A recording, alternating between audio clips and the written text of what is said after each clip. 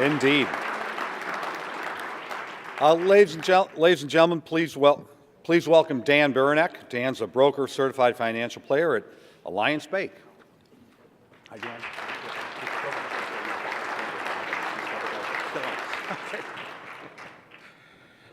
I've noticed between speakers, a lot of people have to use the necessary rooms. It reminds me of a quote from Mark Twain. He once said, taking water in moderation might not hurt you. So it's not beer we have to worry about, it says water, and you're having to use the facilities. I got to know Ted Marti about we were both born in 1950. So we're both 67 years old this year. And it's a family-owned corporation. All the stockholders are family members. I met my wife, Trudy, and I got very lucky. I got a gorgeous woman and brewery stock. That's called a twofer. And if there's any single people out there, don't ask about your partner's 401k. Check if they got brewery stock, because it's been a wonderful trip for me. Just an enjoyable partnership to be with the Martys. Something I've really enjoyed. Having said that, Ted does bring a lot of qualities to the table. He's very much a diplomat.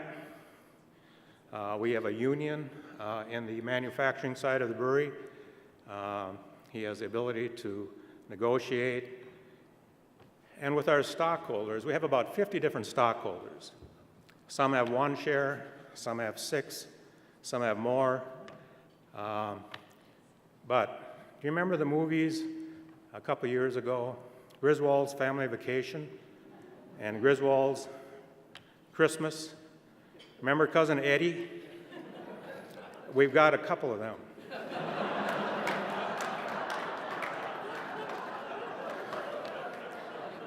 Therefore, diplomacy.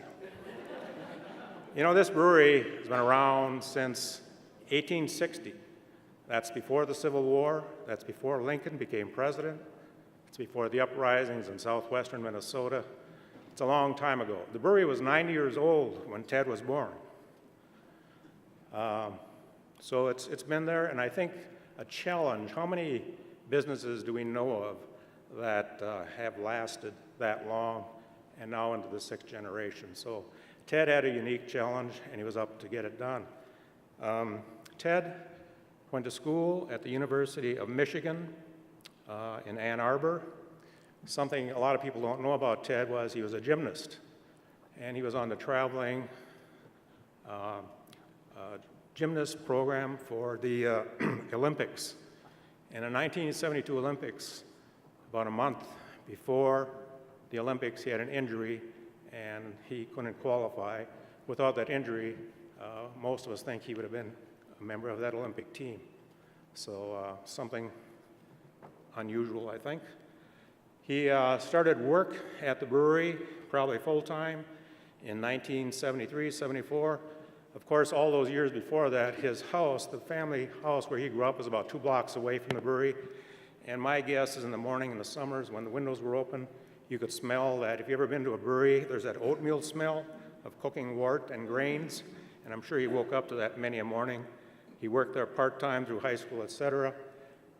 Came full-time about 1974 and became president in 1985. As Ted said earlier, 1975, 76, I would agree with him.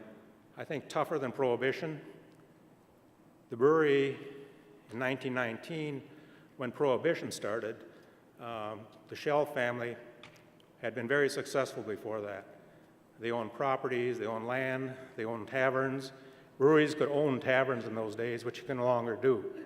And because of that, there was some wealth to fall back on, and they were able to survive Prohibition. They, 1919 to 1933, 1933, they go back into business, and were able to succeed ever since. In about 1884, in the United States, there are about 4,400 breweries. At the end of Prohibition, there were about 600. There's 4 breweries in the United States still left that are owned by the original families. Yingling in Pottsville, Pennsylvania, Shell's in New Ulm, Straub, St. Mary's, Pennsylvania, and in Utica, New York, there's a brewery called FX Matt. 4 that are still owned by the original families. So very, very unusual and something we're very proud of. We survived Prohibition again, selling pop, sodas.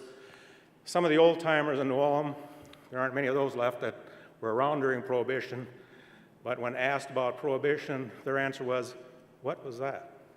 So there might have been a few things happening there that helped us work our way through it. As Ted talked about earlier, the 60s, the 70s, the low point of breweries was about 1978. In 1978, there were only 50 breweries left in the United States, only 50. Today, with all the brew pubs, et cetera, we're up to about 7,000 and growing. They're not all going to last, of course, but sometimes I think the competition in the 60s and 70s, we were up against Miller and Budweiser, Coors, and they had advertising budgets huge compared to ours. But these days, with every little village, every little neighborhood having a brew pub, it's almost tougher, I think, trying to keep it going. Having said that, there's no doubt in my mind that we will be able to keep it going. Ted, in the city of New Ulm, and the family, I guess I'm wondering over the years, when somebody needs a donation, well, let's go to Shell's Brewery and ask them. When somebody needs help on a project, sharing some fund drive, well, ask Ted, ask his wife Jody. Very committed to community. No problem at all asking out there, and they've always given in their labor, money, whatever. So Ted is getting ready for the next years. One of the things, I've been on the board of directors since 1992, and from day one he's always said, we have to get this brewery ready for the next generation. It's never been for sale. I never see it being for sale. There's just pride like crazy. So with that, I'll introduce Mr. Marti.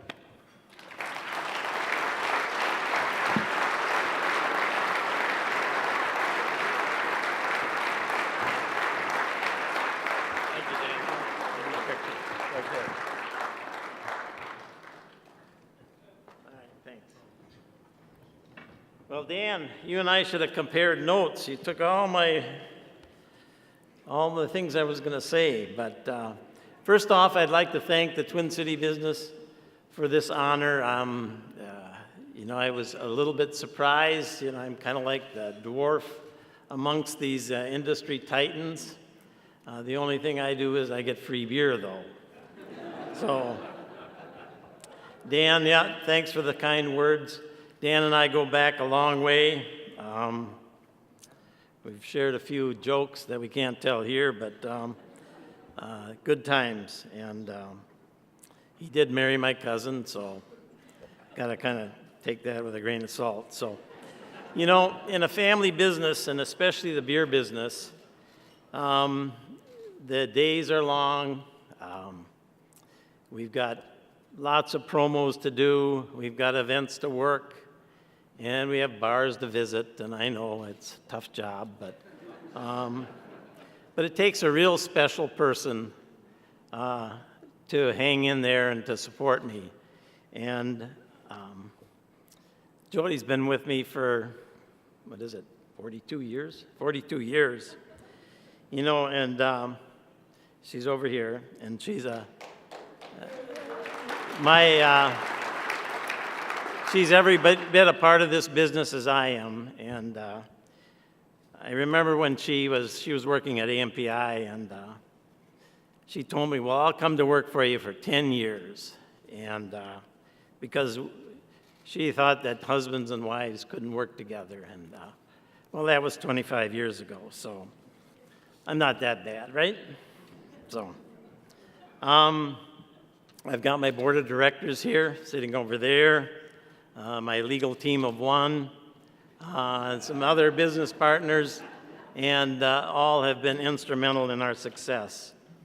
And then perhaps, like Dan said, the most important part of our family businesses, of course, is the next generation. 6 generations, and we're awful proud of them. Jace is here. He's trained in Berlin as a brewmaster, as our director of innovation. He keeps us all moving forward. Kyle wasn't here, my middle son, also in the business, wasn't able to be here tonight. And Franz takes care of our facilities and is the youngest of the batch. And you know, I should have got beer. I need a beer. Sorry. That's what we do. You know?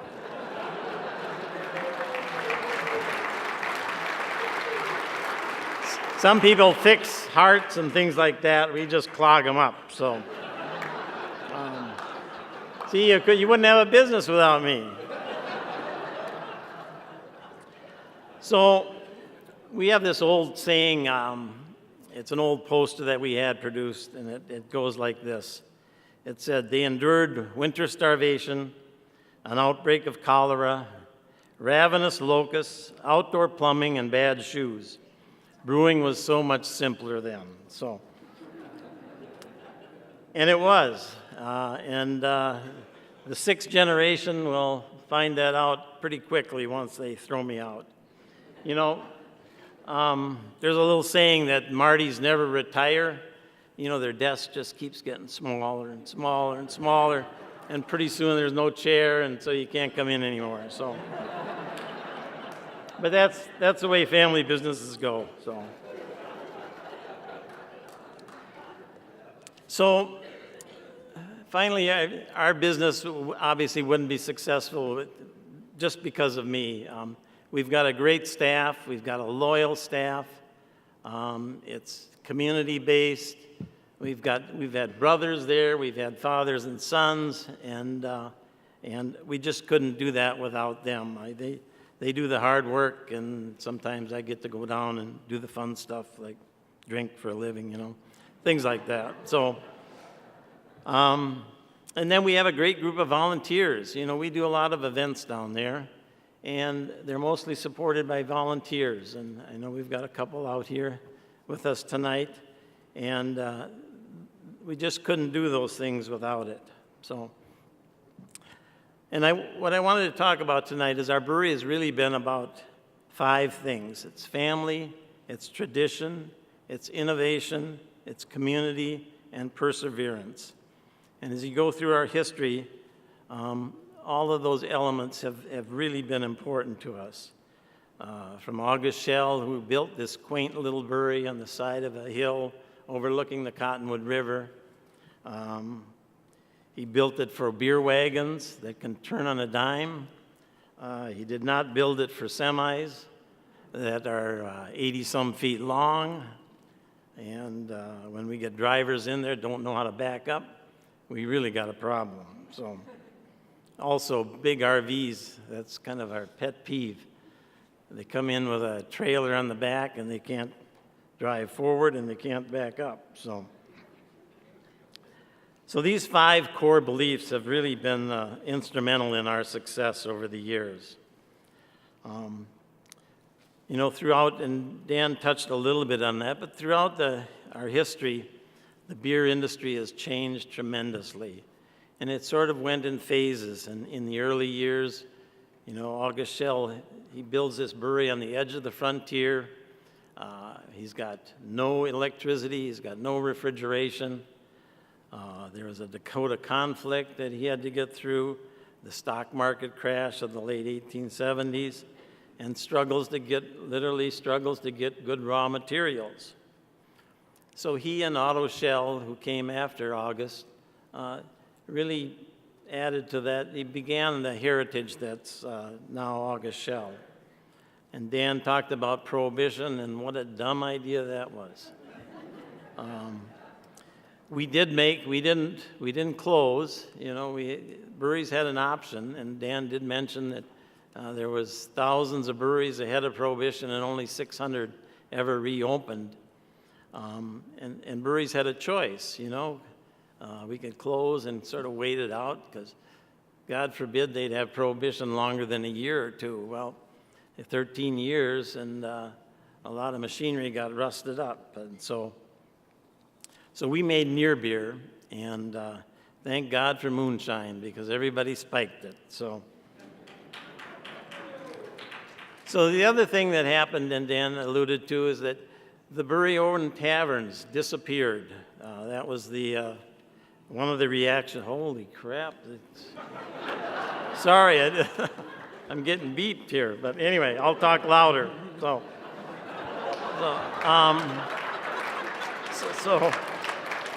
anyway, yeah. So we lose all the breweries, and the taverns were gone. And so you had to basically rethink the way you did business. And we got through Prohibition because we had a strong, loyal family. We had a supportive community, which we have never forgotten, and a good dose of perseverance and a little luck, and we got through Prohibition. George Marti did. So another chapter in our history. Then a couple of world wars, a depression, television. Television was really important to the sort of the killing off of the family, little small family-owned breweries. Non-returnables and non-returnable packages really fueled this consolidation that happened in the 50s, 60s, and 70s. And as Dan mentioned, the numbers of breweries shrunk way down to where there were under 50 breweries and probably less than 30 small breweries. And so those were really, as Dan mentioned, tough times. And today, of course, the industry is up to, I think it's closer to 7,500. They all own their own taverns now, so it's kind of deja vu all over again. Family, local, and never seen before innovations in beer styles are the norm now. And so, again, you need to change your ways of doing business, and we always fall back on these 5 core beliefs, and that's family, and like we said, 6 generations of family leadership, and all of them have the drive to move our business forward. Tradition, I can't say enough about how traditional we are. We have a steadfast dedication to brewing German lagers. This is our wheelhouse, and this is what we're dedicated to, the brewing style, brewing process, and the styles of beers. And also, we don't mind having a good festival once in a while either. So innovation, we've had the courage to introduce new products. We've been very adaptable to industry changes. And in particular, as the film showed, is our newest endeavor, that's Star Keller Brewing, which Jace was instrumental in getting going, and where we brew these Berliner Weiss styles, which some people refer to as sours, but we brew them in 81-year-old wooden tanks that we hauled out of our cellars. I believe it was almost 25 years ago. Put them in storage and then resurrected them. It's pretty cool. That's a commercial. So, community, Dan mentioned, our entire family has always been involved in the community, from events, charities, and then a special organization that we've been associated with for the last 5 or 10 years maybe, and that's serving our troops. I know Pat Harris is out here somewhere. Pat has been instrumental in getting it going, and we've been lucky enough to be a part of that, serving our troops. And finally, perseverance. We've had so many challenges and so many opportunities to throw in the towel, and I'm thankful that my ancestors didn't do it, and I don't intend to do it either. So we've got a saying that says, when your brewery is surrounded by 10,000 thirsty Germans, you better make a damn good beer. And we do, and we will. So thank you all, and thanks for everything. Cheers. Here's the beer.